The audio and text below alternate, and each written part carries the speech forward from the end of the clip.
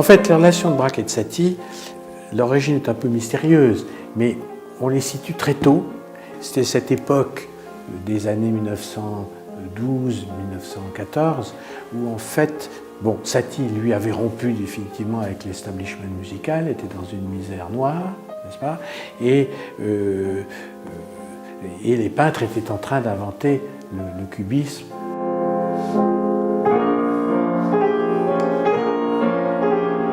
Ce qui est extraordinaire, c'est que Satie a été le prophète de ça, a été le premier précurseur. C'est en fait le moment où l'art, en général, bon, et notamment la musique, c'était a priori le plus difficile, a basculé de la mélodie, l'harmonie, vers l'image.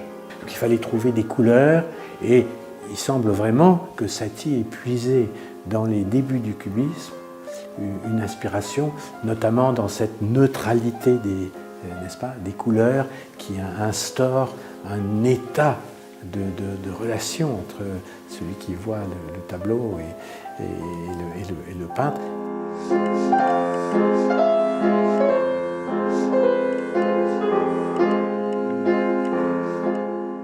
La musique de Satie, c'est une musique que l'on regarde et qui vous regarde.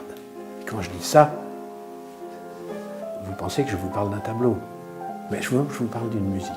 Et je me souviens de mon maître Yves Nat qui me disait, par exemple, sur la musique de Schumann, tu mets des paroles. Tu mets des paroles. N'importe quoi, mets des paroles.